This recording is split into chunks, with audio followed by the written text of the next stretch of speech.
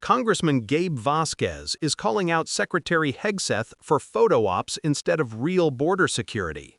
From rugged mountains to remote desert stretches, he asks the tough questions. Why isn't the wall there? Are troops really being used effectively?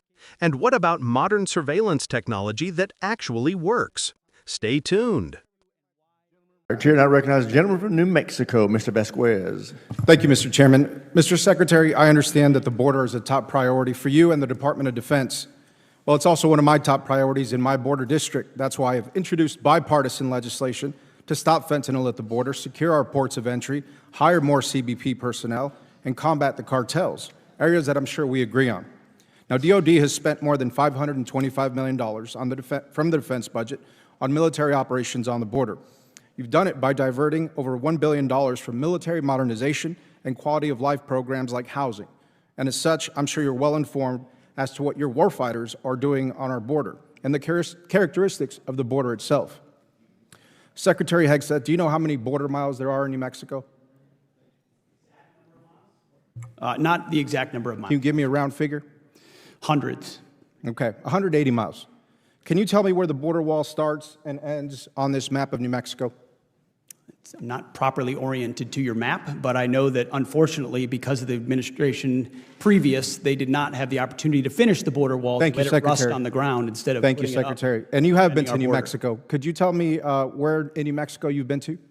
I've been to the border twice to look at once at our national defense area down there because I can't recall a time when a Secretary of Defense has gone down in the first 4 or 5 months of his tenure to the border to better understand. Was that in the an urban situation area there. or in a rural area? Both areas, traversed rural areas and urban Okay, areas. so you must be Some familiar. with walls, some without. Secretary. And if President Trump was actually supported, we'd have a Thank border you, Secretary. wall. I reclaim my time. So the most remote part of New Mexico is called the Boot Heel. And I'm not sure that you spent any time in the Boot Heel of New Mexico. Mr. Secretary, I was raised on the border. I've lived there my whole life. I've worked alongside ranchers, farmers, landowners, wildlife biologists, and other stakeholders for over a decade. I headed a border security task force in my district before coming to Congress. I've traveled with Border Patrol on ATVs. I've hunted the border on horseback and hiked dozens of miles in the most remote stretches of the border in this region. Now, do you happen to know why there hasn't been a border wall built in the Boot Heel? Well, based on what you just described, you should be a big fan of what our administration is. Well, Secretary, I'm asking why a border wall has not been built. Funds have been allocated for other parts of the border. Here's what I know. Our commanders on the ground and others and our engineers would understand what goes where and why, and where there should be a border wall, there will be a border wall. Okay, it will be Secretary, funded through reconciliation. Secretary, are you President Trump familiar with the is gonna Animas deliver Mountains, on it. with Alamo Waco, with San Luis Mountains, with Guadalupe Pass or Long Canyon? Again, Critical border areas. I'm aware that there are gaps in different places where walls are not as effective as other places, and I get that. Thank We're you, applying Secretary. infrastructure I appreciate your answer where it on that. makes the most sense because Thank we're you. going to get 100% operational Thank you, control of the border. Secretary. So you agree then that a border wall doesn't make sense for the entire country? I think we need a border wall across our entire border. Okay, so you should know then why it's almost physically impossible to build a border across the Animas Mountains and the terrain challenges that poses and the billions of dollars. Do you know if there's roads on those mountains currently? If we're going to spend money as a government, Okay. it should be I'll take that as a no. secure our southern border. Well, the point I'm trying to make, Secretary, is that if this is so important to the military, and you as Secretary of the Department of Defense should know more about the border. Mr. Secretary, I urge you to skip the photo ops next time that you go to a port of entry and spend time on the ground in places like the Diamond Day Ranch. I think you should ask the soldiers on the border whether they've been photo op visits or not, because I spent a lot of Secretary, time on the ground Secretary, with the soldiers, getting an understanding of what Secretary, they're I'm facing, gonna what ask they're you a doing, question what that- their capabilities Secretary, are. I reclaim not my for a time. photo op. Thank you. As a Secretary, I Secretary of reclaim my Defense to time. understand what our Chairman, troops may I do reclaim my and time? why. Gentleman they reclaims do it. his time. Thank you. Secretary, do you know what a tethered aerostat system is? I do. Okay.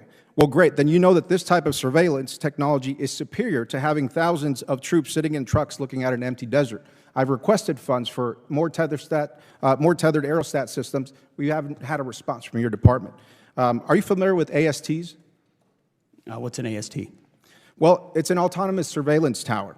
They're equipped with these advanced cameras that have the capability to relay critical information to border agents on the ground.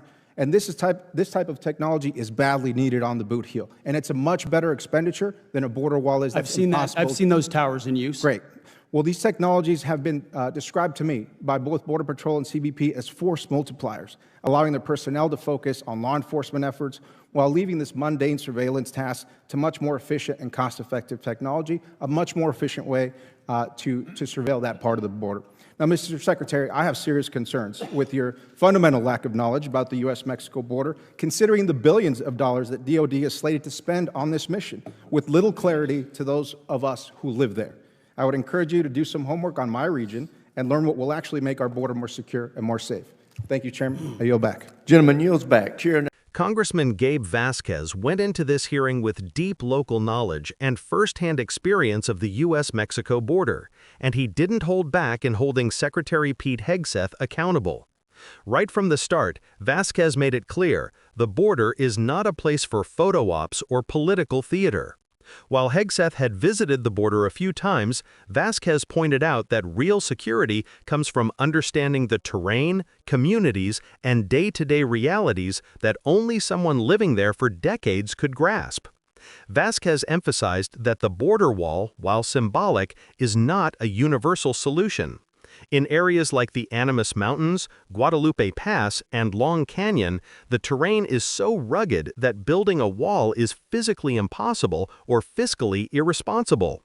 He challenged Hegseth on why the Department of Defense continues to allocate billions in funds without clear strategies for these regions, and highlighted that the DoD has already spent over $525 million, diverting more than $1 billion from military modernization and quality of life programs. The takeaway is clear. You cannot secure the border effectively without smart planning, knowledge of the land, and targeted solutions. Vasquez also pushed for modern, cost-effective surveillance technologies. Systems like tethered aerostats and autonomous surveillance towers act as force multipliers, allowing Border Patrol agents to focus on actual law enforcement rather than monotonous monitoring. These technologies can provide real-time intelligence, cover more ground, and respond faster to threats than static troops or walls ever could. His argument underlines a crucial principle.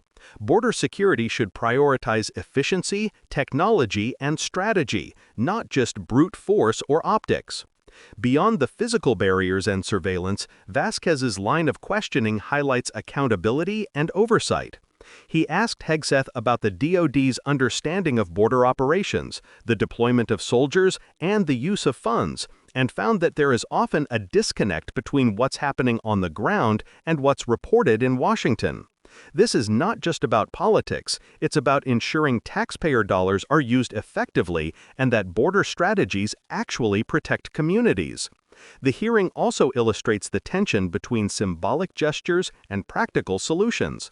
Vasquez made it clear that visiting a port of entry for a photo op does little to improve border security if you don't understand remote areas, know where gaps exist, and invest in smart technology.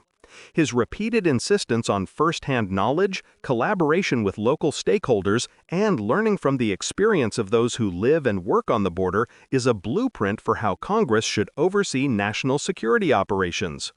Ultimately, this hearing is a lesson in how effective oversight should work. Ask tough questions, demand real answers, and insist that policies be informed by experience, facts, and strategic thinking rather than optics or politics. Vasquez's approach is a reminder that true security isn't built overnight. It's built on knowledge, preparation, and accountability.